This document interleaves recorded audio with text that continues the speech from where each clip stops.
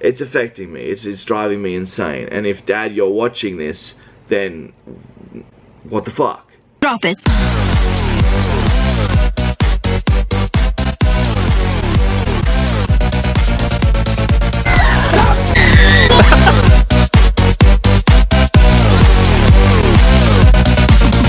Yeah.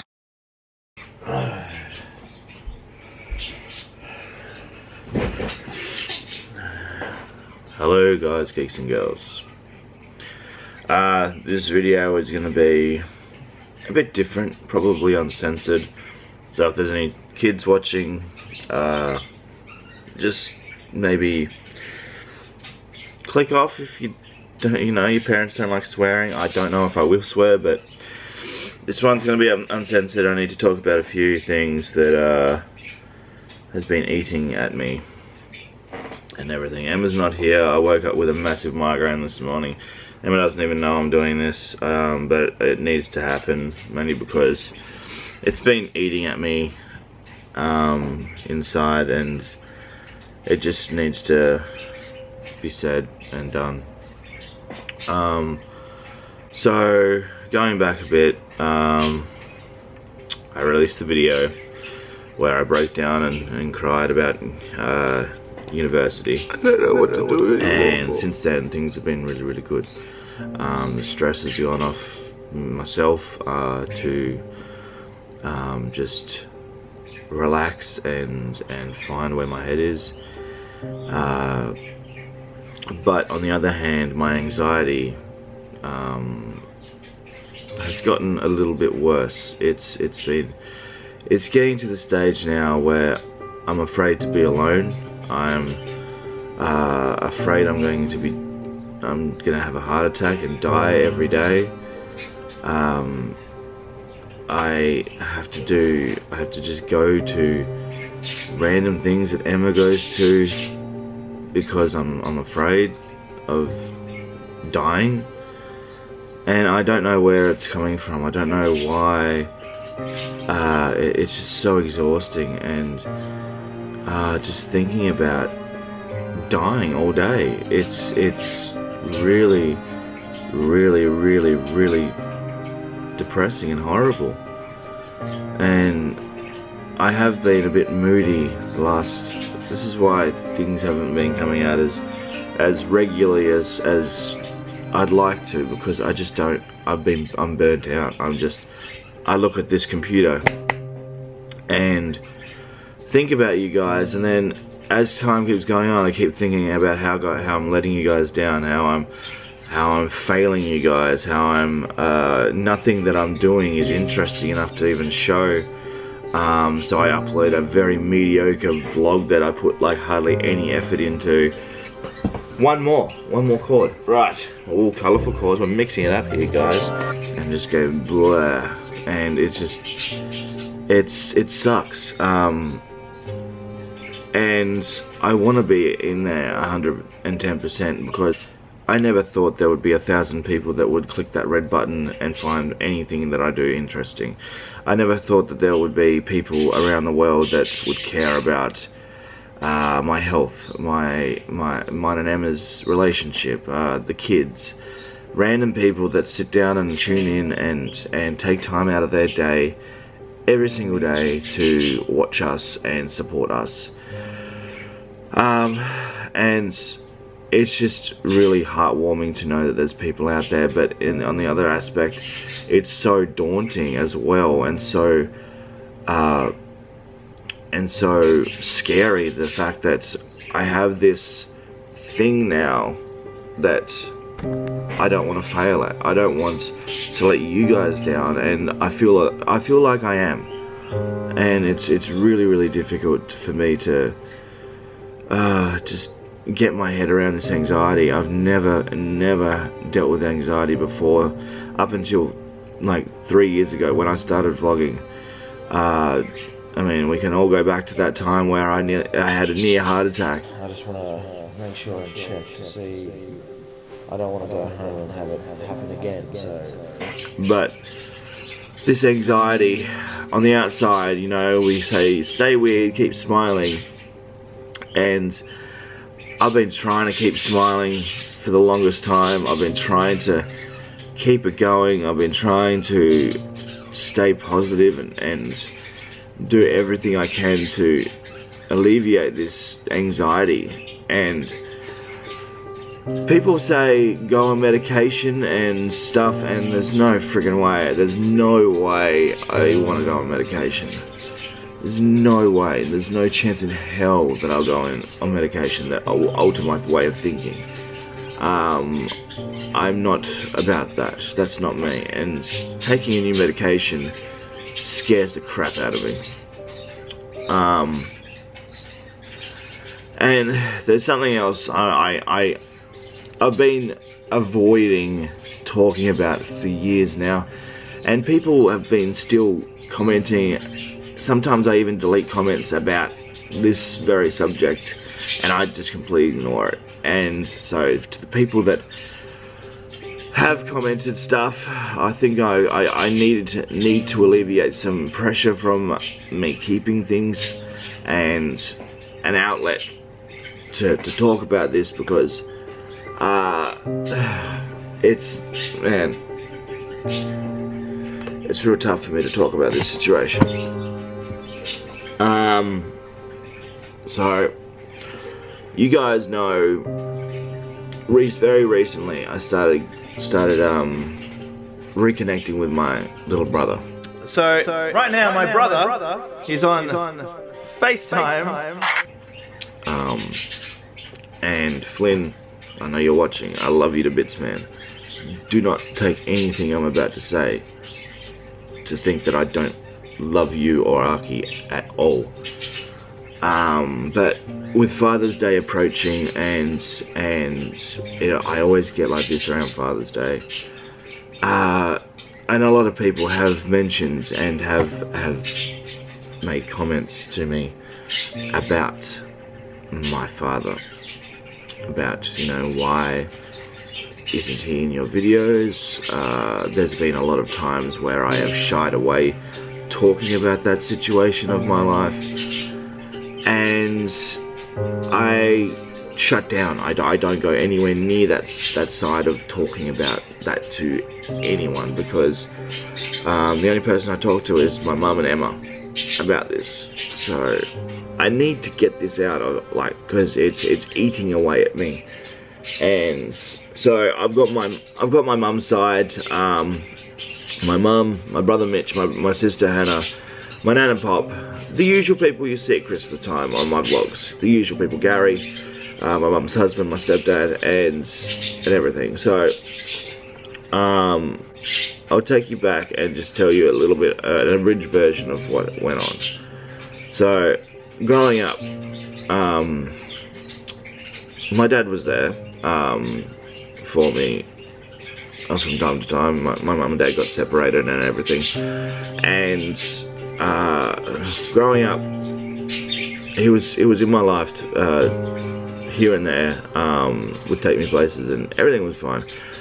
Around when I was about 10 or 11, he purchased a boat, and he started fixing the boat up, and we would go on cruises down the river and near the gorge, and we even stayed on it, you know, like it was a houseboat. And so there was one point around when I was 12, 13, he said that I'm setting sail to the mainland. He was gonna go do a round trip, Melbourne, Sydney, Brisbane, and do all around Australia, and then come back to Tasmania. And while in Sydney, he met a lady, a girl, and they became partners, and which is completely fine. And so me and my brother, in 2001, right around when September 11th happened, so I would have been about 14, grade 7 or 8. Yeah, we flew to Brisbane first to see my uncle, and then we flew back down to Sydney, and then we went, met Dad's girlfriend, we sailed to a little place called Broken Bay. It was really nice, really cool. and it was really good. And then things started going a little downhill as I was growing up, mainly because my dad was living in Sydney now, and we just didn't connect on a level that, you know, I was growing up, I was a teenager, I needed a father figure in my life. Growing up, I didn't have a father figure because he was living somewhere else, and a phone call isn't going to just, you know, it is what it is. So I sought father figures out to different people, my uncles, my friends' dads, my mum's partners at that time. So, and then I get to 18 and he flies down. I've even got footage of this, very low quality footage, so here it is.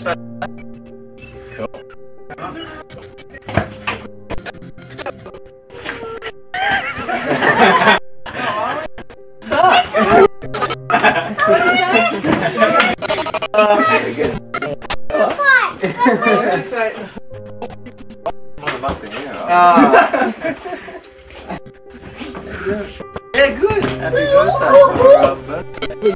Yeah.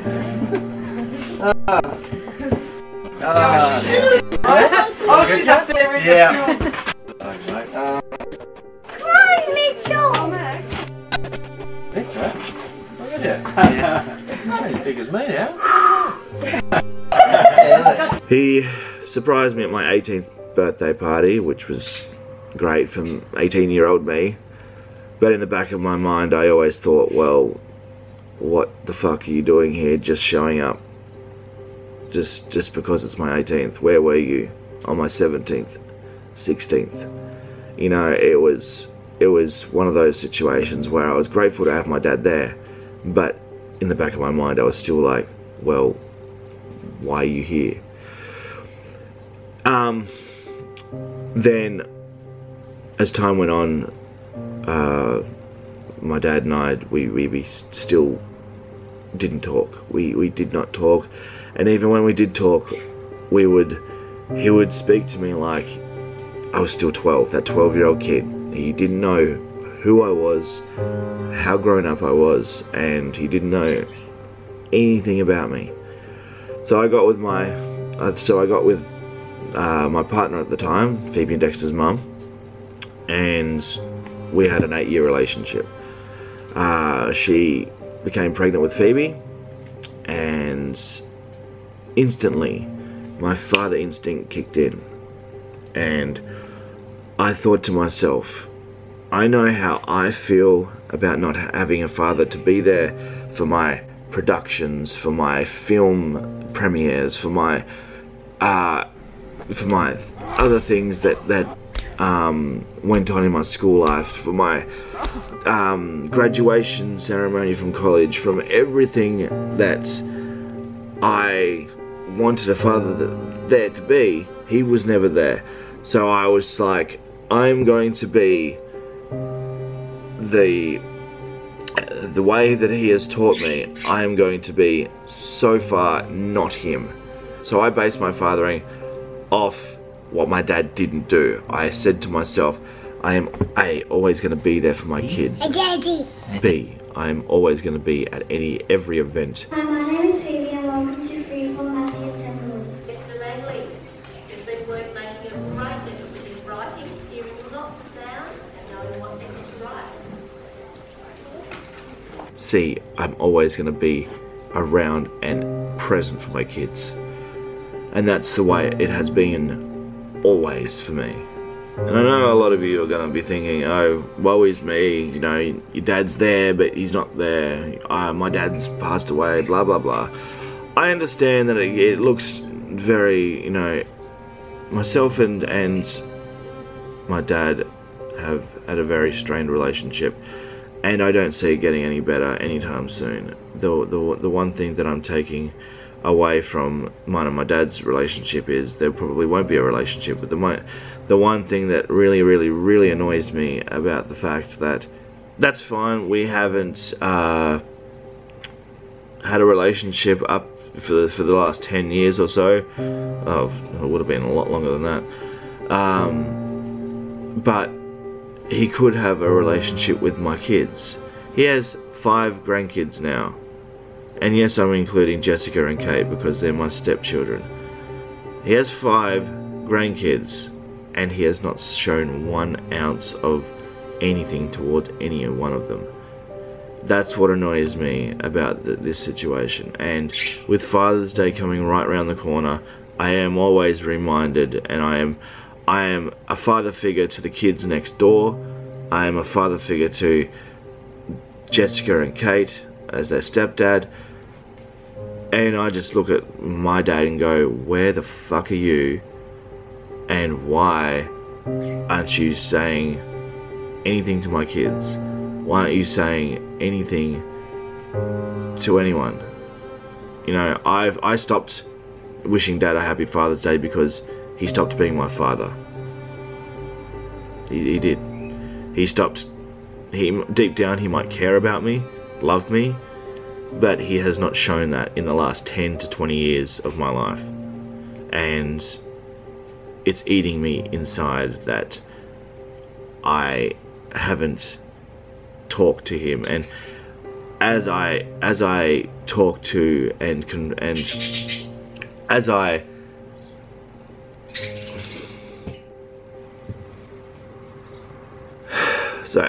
as I talk to my brother Flynn and my sister Archie, I realise how different he is, and how I don't even know if I want to do this.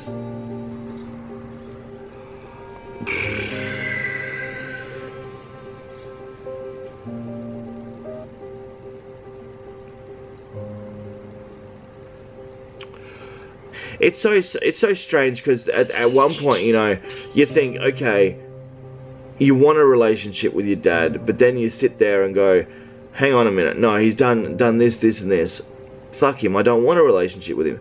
But then you see that, you know, he's got a relationship with his 2 other kids that I love very much, and he's almost like cast me and my brother aside.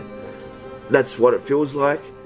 And this is nothing, please, Flynn and Archie, I don't want you to take anything away from this video.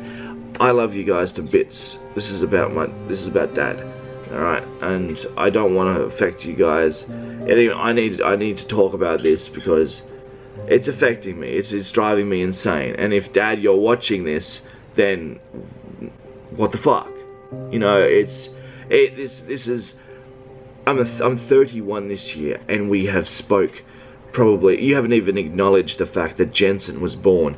You haven't even said happy birthday to Phoebe or Dexter. Phoebe is now 10 years old, and it's like you don't give a shit. And it's so frustrating, and it's just because I haven't been able to express myself to you or anything. This is the only avenue I have, because you will if I confront you on that phone, you will hang up the phone, and then I'll be back to where I am. So in chances that you do see this, you know, I'm sitting here so confused and so hurt and so just, I mean, at this point, I don't want a relationship with you. I don't, because then it would just be forced. It would just be like, oh shit, he's upset, I better go have a relationship with him. You know, it's the whole Langley side, my name, Langley side. The only person now I talk to is my nan, and that's saying something, because I'm all about family. I'm all about family values, and I'm all about keeping a tight family together. But there's been a few things that has just accumulated in the destruction of my name and that side of the family. And I'm sorry that I'm putting this on YouTube, but what the fuck do you want me to do? You know, I can't sit there and just ring you up when I want to, or have this talk with you that I want to have. It's ridiculous. It's all this secrecy. Like the last time I spoke to you, I'm talking to you, Dad, because if you're watching this, the last time I spoke to you was when me and Emma got hitched.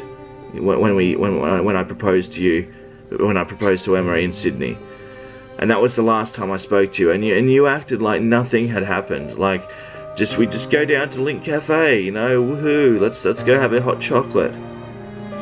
You know, like, aside from myself, it's my kids, because now Phoebe and Dexter are starting to ask about you, and I'm just sitting there going, oh well, Poppy, you know, because that's what they call you, because you're Poppy.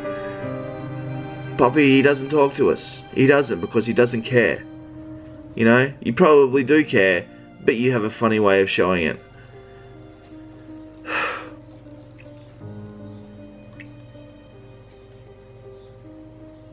Just all this is really with my anxiety and just thinking about all this stuff. I have been holding on to all this anger for so long, and I'm still not letting it all out on camera. I'm still not, you know, you'll see me on camera and I try and have a happy persona sometimes, and I'm being very real with you guys right now, and I'm trying to hold it all together. I'm trying to just talk my mind and trying not to make Flynn and Archie not like me anymore, because they have a perception of my father that they don't understand, and I'm sorry about that, guys. I love yous to bits. I can't keep saying that enough, but this thing with me and my dad is really affecting me, and it's really, now that I'm getting older, it's going on, and you still continue not to contact me or try and explain yourself. You know, you don't have the balls. You're just a coward. You just sit there and expect me and Mitch to go away, me and Mitch just to forget about us and all the grandkids. You know, this is why I didn't invite you to my wedding, because you don't even know Emma. You don't even know anything that's going on in my life. You don't know anything. And to show, you know, to even show the most littlest hint of that you care or that you do anything, you don't do anything. You know, a text message saying, hey mate, thinking about you. Even if I say I don't give a shit that you're texting me, it'd still be better than you not talking to me for almost 3 to 4 years. You know, I haven't seen or spoken to you in so long, because you just don't fucking contact me. And don't give me the shit that, oh, I've changed my number. My number's still been the same for 10 years, and I told Flynn that. I have not changed my number one bit. So if you're going to call me and confront me man to man, bring it, because I want to talk and hash this out. I don't necessarily want to hash it out to have a relationship. I want to hash it out man to man, just to sit there and you tell me why the fuck haven't you been a dad to me? Why the fuck haven't you been a father? And why the fuck have I had to find other people to be father figures for me? Why? You know, I try my hardest to be the best dad I can be, and still sometimes I feel like a piece of shit. I still sometimes feel like I'm a failure as a father because I let Phoebe or Dexter or Jensen or Jess or Kate down. But I apologize, and I'm there and I'm present, and I go through the hardships. So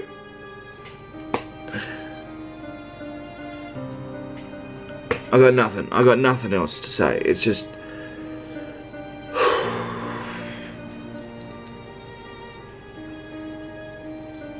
you know, like, just where are you? Where have you been for me or Mitch since you left on that boat? Where have you been? Where? I'm just so frustrated and angry at you that I can't even put into words. It's just, I don't want to lose control on camera. I really don't. And I'm probably going to leave it at this, guys, and I just needed to talk to you guys, and And because I know a lot of you have been asking, and I've been deleting, and I've been ignoring, and I've been ignoring it to myself, and I know that my energy has not been at 110% in the videos. That's mainly because I've been dealing with all this shit, and I can't. I'm being real with you guys right now, and I'm sorry for letting you guys down.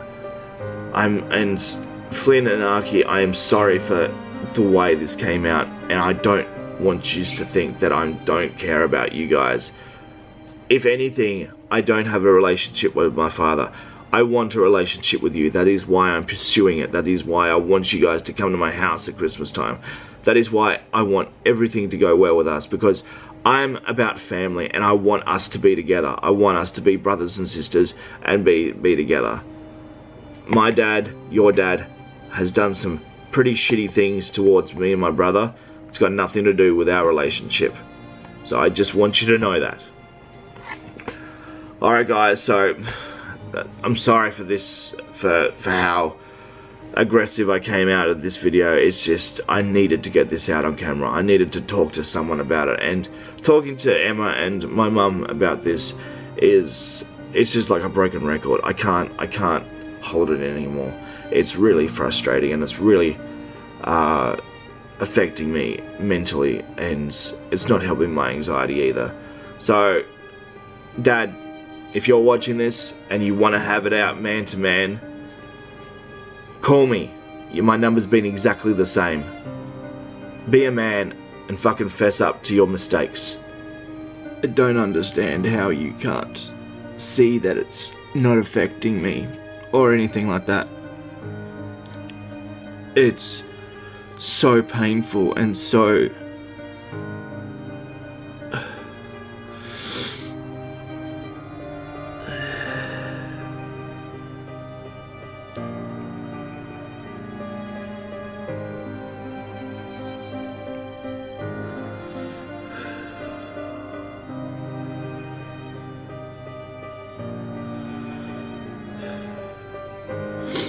You are just a fucking coward.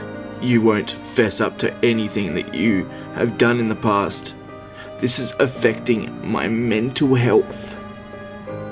I'm holding on to so much anger, and I'm taking it out on the people that matter, that have been there for me. And you sit there and you don't do shit. You don't do anything. You just expect us to go, oh hello, everything's okay. Every time we see each other for about 4 years after the fact that we've spoken, how the fuck do you think that feels? You know, I could never, ever think about not talking to my kids at all. What the fuck are you doing? This is affecting my health. It's affecting the way I live. It's affecting my anxiety. I've got so much pent up rage for you, and I'm just so angry and so hurt. It's so frustrating.